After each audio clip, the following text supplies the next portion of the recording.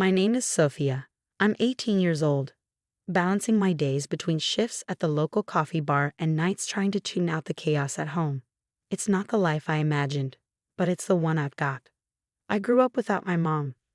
She passed away when I was 5, leaving my dad and me to figure things out together. For a while, it felt like we had something special, just the two of us against the world. But everything changed when Karen came into our lives. Karen is my stepmom, though calling her that feels wrong. She's not a mom to me, never has been. From the moment she moved in, it was like she planted herself at the center of everything. She had this way of turning my dad's attention completely toward her, leaving me on the outskirts. At first, I tried to make it work. I wanted to believe that having Karen around might make our family whole again. But it didn't take long to see her true colors. She was greedy and manipulative, always asking for money or making subtle digs about how much I cost my dad. When I called her out, she'd laugh it off, saying it was just a joke. But it didn't feel like one. My dad, Daniel, never saw it. He always took her side, brushing off my concerns like they didn't matter. Karen's trying her best, he'd say. Or worse, Sophia, you need to grow up and stop being so dramatic. Dramatic, that word stuck like a thorn in my side. Every day at home felt like walking on a tightrope. I'd go to work early and stay late just to avoid being there. The coffee bar became my escape, a place where I wasn't constantly second-guessing myself or defending who I was. But no matter how much I tried to keep my head down, Karen found ways to make her presence felt. One day, everything came crashing down, and there was no escaping it. I'll never forget how it started, a small, stupid moment that unraveled everything I thought I knew about my life. It was a Saturday morning, one of my rare days off from the coffee bar. I decided to do something I hadn't done in a while, organize my small collection of jewelry. Most of it wasn't anything fancy, some sentimental pieces from my mom, a couple of earrings I'd saved up for, and a necklace my grandmother had given me when I turned 16. To me, though, it was priceless. But as I opened the box, a wave of panic swept over me. My favorite gold bracelet was missing. So were the little diamond studs I'd worked weeks of double shifts to buy. At first, I told myself I must have misplaced them. Maybe I left them in my bag or on my dresser. I tore through my room like a hurricane, searching every corner, but they weren't there. That's when a terrible thought crossed my mind. Karen. It wasn't like I hadn't noticed little things disappearing here and there. Spare cash from my wallet, a few gift cards I'd gotten for Christmas. But I always told myself it was my fault. Maybe I sent the money and forgot. Maybe I lost the cards. But this was different. Jewelry doesn't just vanish. I couldn't shake the suspicion, so I started snooping. I waited until Karen and my dad went out to lunch, one of their many weekend dates where I wasn't invited, and I made my move. I felt guilty rummaging through their room, but I had to know. It didn't take long to find what I was looking for. In one of Karen's purses, shoved carelessly into the back of her closet, was my bracelet. My earrings were there too, along with a wad of cash that definitely wasn't hers. My heart pounded in my chest as I stared at the evidence. This wasn't just a misunderstanding. Karen had been stealing from me. By the time they got home, I was shaking with anger. I waited until dinner to confront them. I wanted my dad to hear everything, to finally see Karen for who she really was.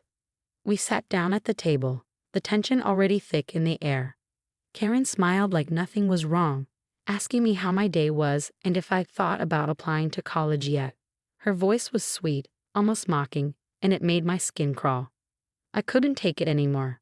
"Where's my bracelet, Karen?" I blurted out, my voice sharper than I intended. Her smile faltered for a split second before she recovered. "What are you talking about, honey?" she asked, all innocence. "You know what I'm talking about," I shot back. "The bracelet and earrings you took from me. I found them in your purse." The room went still. My dad put his fork down and stared at me like I'd just said something obscene. "Sophia," he said slowly, "you need to be careful about making accusations like that." "It's not an accusation," I nearly yelled. "I saw them. She's been stealing from me, Dad. Look in her purse if you don't believe me." Karen gasped, putting a hand to her chest like I physically attacked her. "Daniel, I don't know why she's saying this," she whispered, her voice trembling. "I've done nothing but try to be a good stepmother to her, and this is how she repays me." I couldn't believe what I was hearing. She was twisting it all around, making herself the victim. And my dad. He was falling for it, just like he always did. Sophia, he said, his voice firm now, apologize to Karen. Right now. What? I stared at him, my eyes burning with tears. She's lying, Dad. I'm not making this up. You've been nothing but disrespectful to her since the day she moved in, he snapped. I'm tired of it. You're just jealous of our relationship, and frankly, I'm done with your behavior. Jealous? The word hit me like a slap. He wasn't just taking her side, he was blaming me. I want you out of this house, he said, his voice cold and final. If you can't live here without causing problems, then you can leave.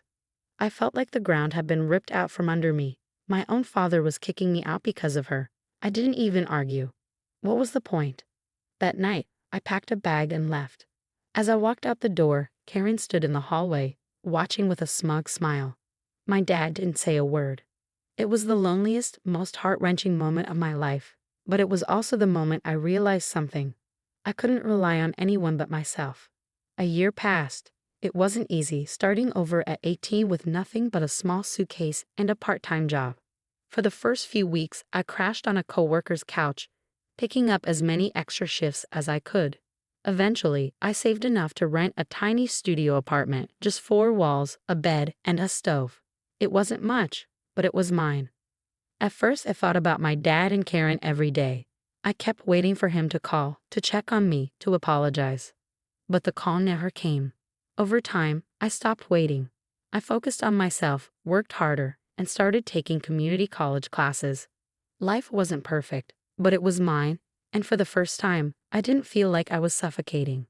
Then, one evening, my phone rang. The number wasn't saved, but I recognized it instantly, my dad. I stared at the screen for a moment, debating whether to answer. Part of me wanted to ignore it, to let him feel the same silence he'd given me. But curiosity, and maybe a sliver of hope, got the better of me. I pressed accept. Sophia. His voice came through the line, frantic and desperate. Please, Sophia, I need you. My stomach twisted. What's wrong? I asked, keeping my voice as neutral as possible. It's Karen, he said, his words tumbling over each other. She left me. She took everything, money, the car, even some of my work equipment. I don't know what to do. I'm lost. I need your help. For a moment, I couldn't speak. I should have seen it coming. Of course, Karen would leave when there was nothing left to take. But hearing him admit it felt surreal. You need my help? I asked, my voice sharp with disbelief. After everything. I know I messed up, he said quickly. I see that now. I should have believed you, Sophia. I was blind. Please, I'm begging you. I've got nowhere else to go. My heart pounded in my chest, a mix of anger, hurt, and disbelief. How dare he come to me now, after throwing me out like garbage? How dare he expect me to save him when he hadn't even lifted a finger to help me? No, I said firmly, my voice steady despite the storm raging inside me. What? His voice cracked, like he couldn't believe what he'd heard. No, I repeated. I'm not helping you, Dad. You made your choice when you believed her over me, when you kicked me out. You said I was jealous, remember? That I was disrespectful. So go ask Karen for help. She's your perfect wife, isn't she? Sophia, please, he begged. I know I was wrong. I know I don't deserve your forgiveness, but I'm your father. Were you my father when you threw me out at night with nowhere to go? Were you my father when you chose her lies over my truth? No, Dad. You were her puppet, and now you want me to clean up your mess? I'm done being used. I'm done being ignored until it's convenient for you. He was crying now. I could hear it in the way his words broke, in the shaky breaths he tried to hide. I don't know what else to do, he whispered. That's not my problem anymore. I set my voice hard. You let her destroy everything, and now you're dealing with the fallout. I won't be dragged back into your chaos. I deserve better. For the first time, I felt completely in control. I wasn't the scared, heartbroken girl he pushed out a year ago. I was stronger now. I built a life without him, and I wasn't about to let him ruin it. Goodbye, Dad, I said, my voice soft but resolute. Don't call me again. And with that, I hung up. It felt like cutting a chain that had been dragging me down for years. It hurt, but it also felt freeing. As I sat there, the phone silent in my hand, I realized something. I wasn't angry anymore. I wasn't carrying the weight of his betrayal or Karen's manipulations. I was free. and that was more valuable than any apology he could ever offer. After that phone call, I felt a strange calm wash over me. It was like I had closed a door that I'd been afraid to shut for too long. For the first time in years, I didn't feel like I was waiting for someone to come around, to see my worth, or to finally choose me. I had chosen myself. Life after that moment felt lighter. I threw myself into my classes and my work, but not in the desperate survival-driven way I used to. This time, I was building something. I joined a book club at the library and made friends who felt more like family than my own ever had. On weekends, I volunteered at a shelter downtown, something I'd always wanted to do but never felt like I had the space for. One day, I was sitting in my tiny apartment, sipping coffee and sketching ideas for a project I was working on for school, when I caught myself smiling. Not a forced, polite smile, but a real one. I realized then that I hadn't thought about Karen or my dad in weeks.